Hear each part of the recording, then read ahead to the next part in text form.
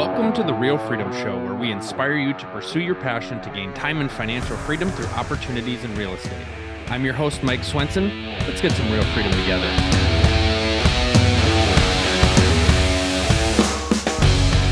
Hello, everybody. Welcome to another episode of Real Freedom, talking about building time and financial freedom through opportunities in real estate. I am your host, Mike Swenson. And today, I'm super excited. We've got an amazing guest here, Pip Stehlik, and Pip is the founder of Pip's Path to Property. You grew up in a family-owned grocery business, worked there. Obviously, you're going to share more about that, growing their revenue, had 250 employees, and then got into real estate. I think if I remember, I was like 16 properties in 16 months or something like that. And now you focus on helping to educate people. So you've educated more than 40,000 entrepreneurs in 18 countries and live in the Kansas City area. So Pip, welcome to the show. Great to be on here, Mike. It's a lot of fun. I'd like to know how many times I've told people what I've done in the past, because it seems like every time I do something, I've got to explain a little bit about who I am. So this would just be for the umpteenth time. We'll do that. But yeah, so I grew up in Nebraska. And so I'm born and raised a Cornhusker, went to school at the University of Nebraska, all that good stuff. My parents had a small IGA grocery store. So if you're listening or watching this, you probably have to be a certain age to remember IGA grocery stores. But we had one in my hometown growing up. Yeah, there you go. Yep. So Independent Grocers Alliance. And so that's what my dad had. It was called Norman's IGA in a little town called Nebraska City, Nebraska. It's a town on the Missouri River, about 7,500 people. And so we definitely are in a flyover state. Nobody knows where Nebraska is when I go to other places, it seems like, but it's right in the middle of the country. And I saw my dad working 60, 70, 80 hours a week. And I said to myself, I don't want to do that. But yet he had me working there on the weekends, had me working there in the summer times. And I literally hated it. And it wasn't for me. And so I knew exactly what I wanted to do. And kind of the background is when I was 12 years old, my dad took me to an IGA grocery store convention. And we went to Chicago. Now, it was the summer. I was 12 years old at that point. And so I'm thinking we're going to Chicago. Maybe we're going to a Cubs game or a White Sox game because I'm a sports fan. And he says, no, we're going to an IGA grocery store convention is what he said, Mike. And I'm like, well, that sounds like fun for a 12-year-old kid. What I didn't know is that weekend would shape the rest of my life. I mean, you just don't know when that whatever is going to happen that really shapes your life is going to happen. I mean, it's not like somebody says, this is going to be the big time. And so I went there, I was 12 years old. And even though he's been ridiculed now, I think he's out of jail. I'm not making a joke of this, but we got to hear Bill Cosby speak or do his stand-up comedy on the Friday night that we got there. And I didn't even know that was a job. I didn't know that's something you could do. And I was mesmerized by that.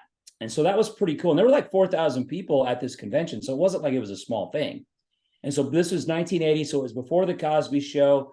Is before all that kind of stuff. It's before all the trouble that he's got into lately. But anyway, so I thought that was pretty cool. Well, then the next morning, and if you're a football fan, I don't know if you're a football fan, Mike, or not. We're college football fans in Nebraska. So anyway, we big college sports town in Nebraska is because of Lincoln and the Cornhuskers and football and all that. Well, that next morning, Lou Holtz, who was the coach at that time of Arkansas, he had just won a national championship. And I would always recommend when somebody says, who would you listen to? Go YouTube Lou Holtz and listen to 30 minutes of him talking. And not now because he's a little bit older, but 30, 40 years ago, he spoke for 30 minutes and I felt like I could run through a brick wall after hearing him talk. And I thought, that's cool. How do you motivate people? How would I do that? And so I'm thinking, I want to learn how to motivate people. I want to learn how to make them laugh. And those were like my two reasons why I wanted to do something. So I kind of made a decision right then and there. I wanted to become a stand-up comedian. I didn't really say it to anybody. I was the youngest of six. I always could make my brothers laugh. I did a lot of the voices from the cartoons and the movies. And it was cool for me because I'm the youngest of six, and that's where the name Pip comes from. It's a shortened version of Pip Squeak. My real name is actually Mike, just like your host here today. But in fourth grade, there were 6 mics in a classroom of 25 kids. And so teacher asked me if I went by anything else. And I said, my family all calls me Pip. From then on out, every teacher called me by Pip. By the time I was in high school, nobody even knew my real name anymore. So I've always been Pip, and it worked out really good because when I got done with college, I went to the University of Nebraska. I stayed in school and got an MBA. And I literally thought MBA stood for massive bank account. That was the reason I was staying there for that. And anyway, it's a dad joke for all the dads out there. But either way, I was just about done with my MBA and I knew what I wanted to do. And my mom and dad were having a conversation with me. Like I said, I'm the youngest of six. My dad and mom are now empty nesters. And they're asking me if I'm in, what companies am I interested in? What industries are what I like to get into with my MBA. And I said to my dad, the typical 23-year-old answer, I said, I don't know. Because when you're 23, what do you know? You know nothing. You think you do, but you don't. Maybe when you're 16 or 18, you know everything. But by the time you're 23, you know nothing. And so I told him, Dad, you know what I really want to do with the rest of my life? And his eyes got real big and he kind of leaned in and he said, what do you want to do? I said, I want to be a stand-up comedian. And he wasn't real proud of that answer, I don't think. And so for the next 10 or 15 minutes, he told me what a stupid idea that was going to be and that I'd probably be living at home with him. And for 15 minutes, I don't think my mom said a word. And it was kind of funny because after 15 minutes, I looked over at my mom, I said, aren't you going to say anything? And she said, well, you're not going to cuss on stage, are you? And that's all she was worried about. If I was going to get on stage and curse and cuss and all those kinds of things. And I said, Mom, you can go to any show I ever do and you'll be just fine. And so for the next 7 years, I went around the United States doing stand-up comedy. I was young, I was dumb, I was having a good time, but I was enjoying it, but I wasn't making a lot of money. And so I've been all these places that nobody had ever heard of and all these small clubs across the Midwest and stuff. And so then I met my future wife. Her name is Jennifer. And 6 months into the relationship, now when I met Jennifer, it was love at first sight. Jennifer, on the other hand, she's a bit of a slow learner, is like what I like to say, because it took me years to kind of wear her down. But 6 months into the relationship, she says, Pip, what do you want to do with the rest of your life? And I said, well, I really want to be a stand-up comedian. She looked at me, she says, Pip, I've seen your act.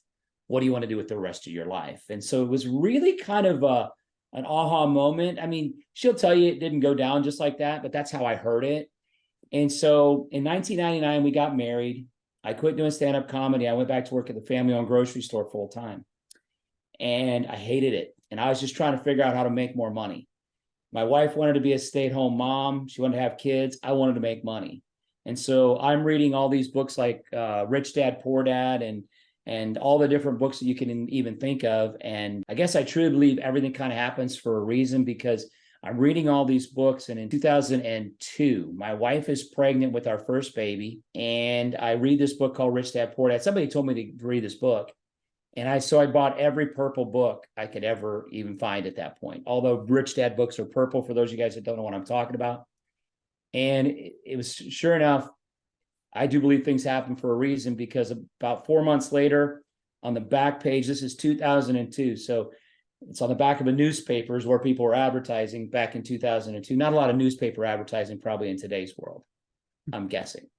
And Mike's going, man, I don't even have to talk with this guy. I can just sit here and let him talk the whole time. So anyway, 2002, I see this newspaper ad.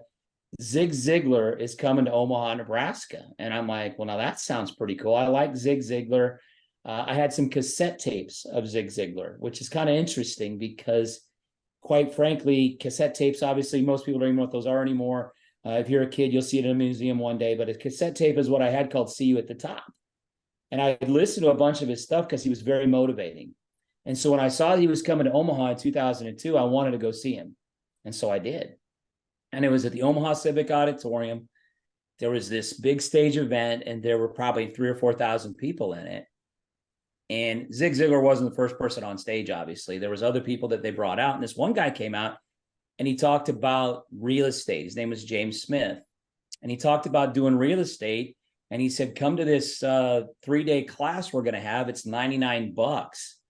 And my brother, and it was for 2 people. So my brother and I got up and we paid $99. And 3 weeks later, we were in a class. 4 weeks later, we were in a class in Omaha, Nebraska, attending a 3-day real estate seminar. And you got to remember, we're working 60, 70, 80 hours a week now at the family-owned grocery store. We hate it. We're trying to figure out how to make more money. Both my brother and I had infant daughters at home. My wife had now had our first baby. Her name is Riley. My wife's name is Jen. So when I went to this class, my wife was at home with Riley, nursing a 1-month-old baby. My brother Jim, who was at the class with me, had a 3-month-old baby at the time. So we're trying to figure out how to make more money. And it was kind of interesting because we're running this grocery business and we're not making a lot of money. We're making a whopping, we're each pulling $36,000 a year out of the business. I had another brother that was in it. And the only way we could figure out how to make more money was to kill off one of our brothers. That was the only way I could figure it out. And I didn't think that was a good exit plan. And so we're trying to figure out how to make this money. Read all the Rich Dad books, go to the Zig Ziglar thing. He says, hey, get into real estate. It's a great game. So my brother and I are sitting there at a 3-day training, and we invested a bunch of money in ourselves. We spent back, and this is not adjusted for inflation, we spent $35,000 on additional training back in 2002. And so people are like, that's insane. Well, it can be, you can call it insane if you want. We bought 16 properties in 16 months using other people's money. And so to me, that was a good investment, because then we just catapulted that from there. And the cool thing for me is when I was sitting in this 3-day training, I'm listening to this one guy speak. His name is Tim Wheeler, for 3 days. And I'm thinking, I'd like to do what that guy's doing, because he motivated me. He was funny, and he taught me a whole bunch of stuff about real estate. So my thought is, I'm going to go out, build this really big real estate portfolio, because I wasn't interested in doing the grocery business. We were worried about when Walmart was coming to town, not if they were coming to town. So we knew we needed to have a plan B. And so that's what we did, is we got this real estate knowledge. We bought a lot of properties. And then to my surprise, about 2 years after getting our real estate portfolio up and going, the company that I bought the training from, they were affiliated with Robert Kiyosaki, Rich Dad, Poor Dad. They asked my brother and I to come on as mentors. And I literally said to the guy, I said, I don't want to be a mentor. And he said, I've never been turned down. Why do you not want to be a mentor? I said, well, I'd rather teach people in groups rather than one-on-one. I said, my wife even says I talk better to 50 people than I do one-on-one. That is not a compliment coming from your wife, by the way. I'm just saying, I like to talk in groups. I enjoy that. That's something I've always enjoyed. And so he said, mentor for 18 months and you'll be an independent contractor. Then you can if you want to speak in front of groups of people, you'll have all that knowledge. So not only was I building my own real estate portfolio, I was out helping people all around the United States building their real estate portfolios. And somebody said to me one time, before I became a mentor, they said, your real estate portfolio will exponentially get better by helping other people build theirs. And I thought it was kind of an odd thing to say, but when you don't know what you don't know, you don't know. And that was very true, because I started mentoring other students, and we were able to do bigger deals, better deals, things like that, because we were only solving our problems, we're solving other people's problems. And then lo and behold, in 2007, I finally get the opportunity to start speaking in front of groups of people. And I started in the United States, going all around the United States, teaching classes. I actually got mentored in 2007 by Robert Kiyosaki himself to go out and teach these types of programs around the world. And from 2007 to 2020, I literally went out as an independent contractor for other people. And as Mike said, to 18 different countries. And I've got all kinds of stories for you. But everywhere I went, you learn something new and you can bring it back to your own business. But what I learned is that we're way more similar across the world than we are different. We're really not that different. We may speak different languages. We may look different, have different skin colors, different cultures, different religions. But at the end of the day, we all want to, for the most part, be able to have a little less stress in our life, be able to make a little bit more money, and hopefully create a legacy and help our families. And that's really what the real estate world is all about. And so that was kind of my life. From 2007 to 2020, I got paid to go all around the world and teach people how to do real estate while I was doing my own stuff. And so that was really cool for me. But then COVID happened and the world shut down and I didn't have an audience anymore. And I have to admit, doing things on Zoom doesn't feel the same as doing them in person, but that's where the world was. And so my partners and I created a company called Pip's Path to Property. The reason we did that, and I think this is probably the biggest thing that I learned, is throughout those 13 to 15 years that I was an independent contractor for other people, my contract never said that I had to give out my email or my phone number. But anytime if I sold somebody something, they got my email and they got my phone number. And why did they get it? Was because I knew if I sold you some training that I needed to be there to support it. Even though I knew there were other people that were supporting these students along the way, I felt that it was my responsibility, if you were parting with your hard-earned money, that I was going to support you. And I literally have stories of students from 10, 15, 20 years ago, 18 years ago, we'll go with that now, that are still emailing me because they can and they want to. And so in 2020, got the opportunity to start my own company. It was literally based on the fact that I'd been there to support people. And when we started Pip's Path, we had one mission in mind, and that was to really have the best customer service out there. And so all of our students that are a part of what we do, they ask us questions. We do Zoom calls with them. We hold their hand, and everybody says, well, how long do you do that for? Our programs are for life. And why are they for life? Because your question may not be ready yet. You may not be ready for that commercial deal, but when you have that question 6 months from now or 6 years from now, there's going to be somebody there holding your hand. And so that's kind of how we built Pip's Path, is to do that. And I've now got the opportunity to go all around the United States. Haven't done any more internationally since, I'm going to say 2016, 2017. I got arrested in Hong Kong. And so that's a whole nother story, probably for another day. But, you know, that kind of just was like, wow, you can get arrested. And it was that it was all about the fact that we didn't have the right, what's the word I want to use, working visa to be in that country.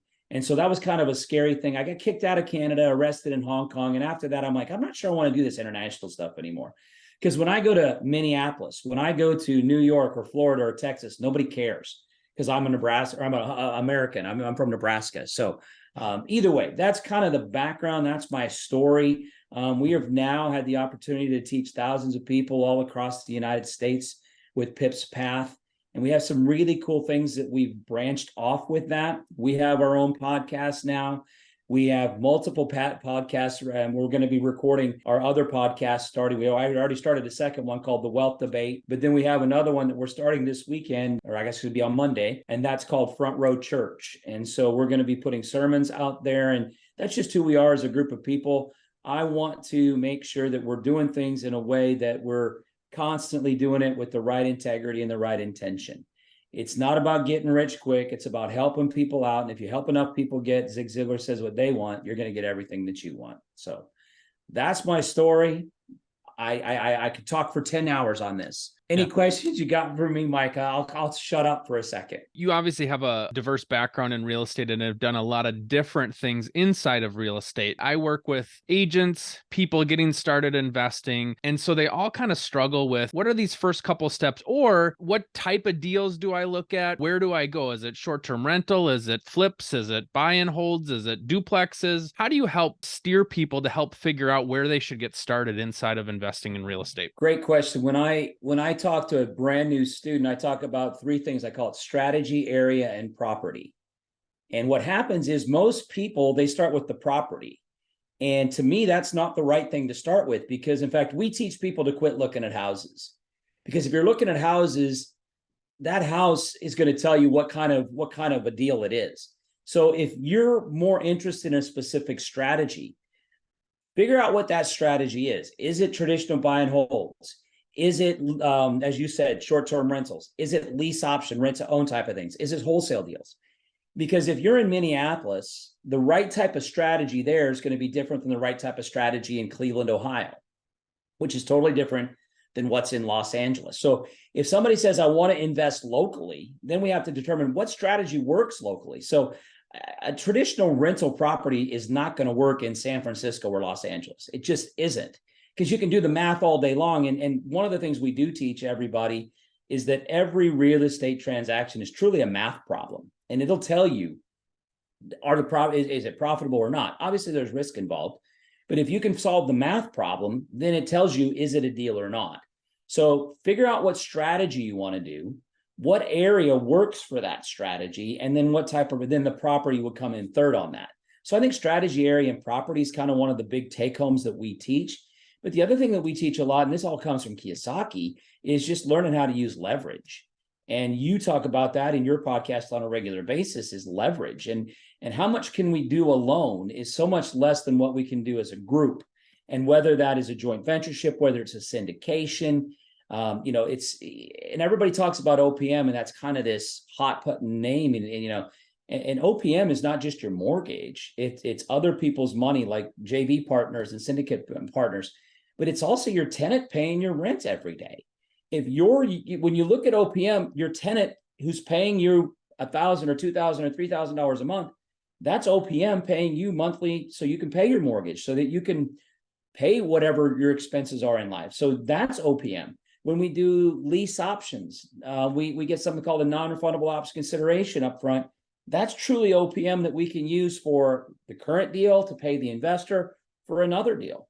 At the end of the day, when you're even doing a wholesale deal, it's not so much OPM, but the capital that you gain from that, selling that contract for a profit, that's money that you didn't have today. It's earned income, but nonetheless, it is coming from somebody else who's buying that contract from you. So I think a lot of it comes down to strategy area and property. So somebody needs to tell me, what are they interested in? Now, I can go through the benefits of each strategy and tell you what I think about them. But at the end of the day, you got to kind of tell me as a student, what's the strategy that you're really looking at? And then, do you live in an area where that strategy even makes sense? I agree with that fully, because people get so hung up on there's like only one way to go. And it's like, I've got to figure out that right way with where I'm at. And I think it's that balance between, you got to start somewhere to get experience to get better. And I think people are just afraid of choosing the wrong thing right away too. But I always encourage people to treat real estate investing, especially the early on days, as an education. You're going to go get your MBA. You're going to spend some money. If you go get your first flip and you don't make money on it, well, you got an education, and that's going to help you to get sharper for your next one too. Oh, definitely. And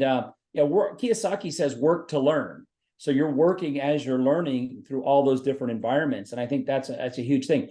A little thing that I tell, and I'm sure you've heard of this and maybe done it on your own. I try to talk my wife into it. She said, no. When I first started in real estate, one of the things I heard from one of my trainers was, hey, why don't you, buy a duplex, live in one side, rent out the other side, and that mortgage can be paid by your tenant or a portion of it. Well, my wife wouldn't go for that, so I didn't get to do it. But a lot of young couples and young people, I will say, the process to buy a 2 or 3 or 4 unit is the same as the process to buy a single family. There's really no different. And even the mortgages can be treated the same way, because it's still a residential property. And you can, if you're living in one unit, it's owner occupied. So you can get a lot of the same benefits.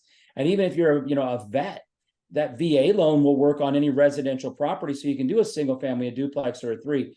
And literally get your tenants to pay a large portion of your expenses every month, and learn a lot about property as you do it. I mean, it's a great stepping stone for a lot of young people, new investors that are doing this. Yeah, that was something that we had focused on early on, but we ended up buying a townhouse right away, and right during the market crash, and then we were underwater. And so we had this grand idea of wanting to do a duplex, but then it didn't work, and I was working for a nonprofit. And so, but I was actually just talking with somebody yesterday that hasn't yet bought their first property, a younger guy. And I said, hey, if I were you, I think there's a lot of value there looking at that duplex, fourplex, and doing an owner occupy and getting in there. It's a great opportunity for newbies if it works in your life. Real estate agents, are you tired of letting the busyness of life get in your way from achieving your real estate investing goals? I'm super excited to announce we've created the Real Freedom Investor Agent Tribe.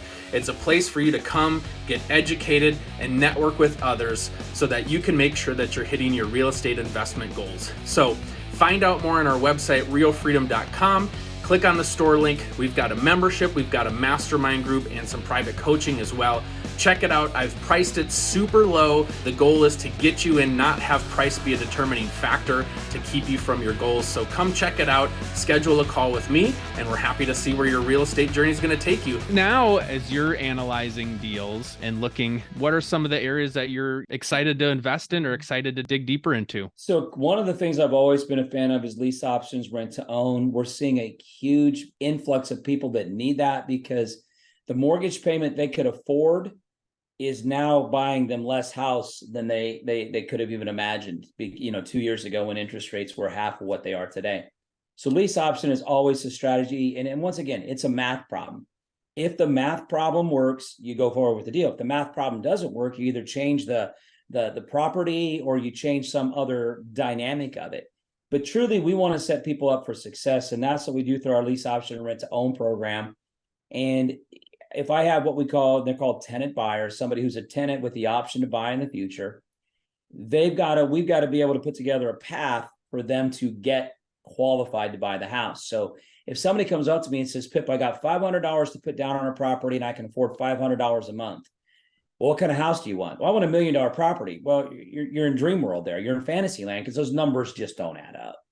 So we've got to make sure all the math works. So lease options always been a strategy, and it's worked for me in up markets, down markets, or sideways markets. But the most recent deal I'm working on is we're just getting ready to break ground down in Texas on a 16-bed assisted living memory care facility. And if all goes well, there's room to put 3 more buildings or 64 units in there. But it's going to be more of a every room is individual person in there. There's no shared rooms. They have each building will have its own chef, and so they'll have specific meals plans and things like that. So that's the first time I've ever ventured into that world. I've done a lot of other types of investing, but that's probably the first. Well, it is the first time I've ever done assisted living, and I really believe that with assisted living, literally our population base is so ripe for that, because I'm not even a baby boomer. I'm still whatever the next one is, Gen X underneath that. But that baby boomer group from 45 to 64, they're obviously getting to the point where a lot of the older ones need to be in assisted living facilities if they haven't passed away yet. And the kids that are my age in their 50s are having to put mom and dad in these places, and they want something that's close. They want something that the mom and dad can have dignity. And if you can specialize, and ours is going to be memory care, that's probably one of the bigger growth areas that we see out there. I think we've got a large opportunity to not only make money as a real estate investor, but to help a lot of people in their later years in life, and the families that go, that are a part of that scenario. So out of curiosity, because I saw one of those pop up the other day where it was previously used for assisted living, and it sounded like it wasn't getting the occupancy that they thought. And so that's why this property is on the market. Where my head goes there, so for memory care, is as a real estate person, I don't necessarily know, how do we find the skilled labor? Like, what's the plan? How do you go through that to figure out, okay, as I'm running numbers, what do I need to budget for to make sure that's staffed properly, to make sure if you've got the full-time chefs there, that's going to cost some money. So how do you figure out what's needed there to be able to decide if you can get the numbers to work? We actually have, and this is where, the leverage is so important. 2 of the partners that are going to be in that investment with us are actually going to be working there. They're actually owner occupied, meaning they're going to be there managing the facility on a regular basis. And so there's a lot of people out there. And I don't care what the business is. I've had franchises in the past, and they want to own stuff, but they just financially don't have the ability to do it. They have the skill set to run it. They have the skill set and the desire to be in the business, but they don't understand the financing part of it. And so I think as a real estate investor, when you understand the numbers, and if we get all the numbers to work, if I can bring somebody who's an expert in all those things that you just mentioned, hiring the right people, being there, the boots on the ground, if you will. This is in Texas. I live in Kansas City. There's no way I would want to do a property like this where I didn't have somebody who was in the ownership group with boots on the ground. Because it really, when it comes down to it, any business is a marketing business. That's really what it comes down to. And so the facility that you're looking at, obviously there isn't either enough demand in the area, or they're not marketing as well as the other people in that area for assisted living, clientele. And so we want to make sure that there's, first of all, a demand. And so we've gone through and we've seen that demand. You want to make sure that there's waiting lists for all the other facilities in the area that are similar to yours. And if you can offer something that's a little bit more specialized and know that there's a wait list for that, then that gives you at least a little bit of an advantage. There's still risk. I wish there was no risk in that deal because it's a multi-million-dollar deal. But at the end of the day, you're going to take risk, but hopefully they're calculated risk. And we're building one at a time. I mean, we could have gone in and built four units at 16 beds per unit because we bought the land for the whole thing, and it's zoned correctly to do that because we're buying it with the intent of the future. But when it's all said and done, if that first one doesn't go up to plan, we're not out. I mean, because I'd rather have 4 empty on a 16 unit building than 25 empty on a 64 unit building, or whatever the numbers end up being. It's interesting that you're talking about that balance of demand with kids wanting to be close to their parents. I remember with my dad and his mom grew up in a small town, so there wasn't a lot of options. His preference was to keep her in town versus going somewhere else. There was an assisted living facility there, but it wasn't locked. And so my grandma was going through dementia. And so she was slowly starting to kind of deteriorate. But there was a memory care facility being built that was opening up soon that was locked. And so that was the end plan. And so because the facility she was in wasn't locked, every couple weeks or whatever, grandma would kind of work her way out the door, and a neighbor down the street would give a call and say, hey, here she is. And they'd bring her back in. And then for us, I know there was so much relief for my dad when we finally got her into the memory care facility where she could, number one, get the care she really needed. But because it was in town, then he didn't have to go to the next town over. And so that demand is going to keep growing and growing and growing as we have that aging population. And so, yeah, somebody's going to figure that out, and somebody's going to put together those facilities and make a great plan. And so if that's something you're interested, why not you be the person that solves those problems and reaps the reward out of solving that problem for other people? And I think a lot of it comes down to Kiyosaki talks a lot about OPM, other people's money, but other people's time is huge, but other people's other assets, like their skill sets, other people's energy, all those types of things, because I don't know anything about memory care. I know nothing about the assisted living world, but if I have somebody on my team that's part of that ownership group does, then obviously they're going to have a vested stake in that property to make sure that it's going well, because their salaries dependent upon the profit and loss basically of that facility to a certain extent, or a portion of their salary. And so, they want it to grow as well. And so I think there's just a huge opportunity in that world. How long will that opportunity persist? I have no idea. But I always make the comment, everybody's like talking about AI this, AI that. At the end of the day, no matter what AI we have out in the world, we're still getting a place to rest our heads. And so that's why I like real estate. It's not political. It's not, I know some people will think I'm crazy when I say it's not political. I've been buying properties no matter who the president is for the last 21 years. And I'm going to keep buying them for the next 21 years or longer. And I don't get a say in who the president is. I get a vote. That doesn't mean that person's going to be the person I want. So it doesn't matter if there's liberals or conservatives in the offices. People need a place to rest their heads. And I'm all for real estate as that one thing that we all need. We all probably have some type of smartphone, iPhone.